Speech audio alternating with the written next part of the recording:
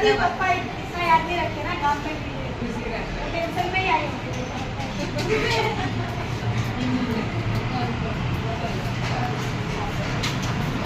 आप खुश हैं ये प्रोग्राम से? आप जनरली खुश हो? जब वैसे दूसरी टीचर भी पढ़ा रहे तब भी आप खुश होगा? पढ़ के कुछ मिलेगा आपको? क्या? और स्पोर्ट्स में भी कर रही हैं? क्या?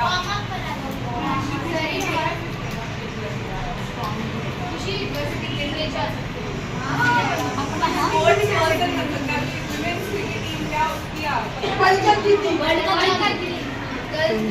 गर्ल्स जीती वो आप फुटबॉल जीती तो आप फुटबॉल इंडियन फुटबॉल यूनिवर्सिटी हाँ, मैं क्रिकेट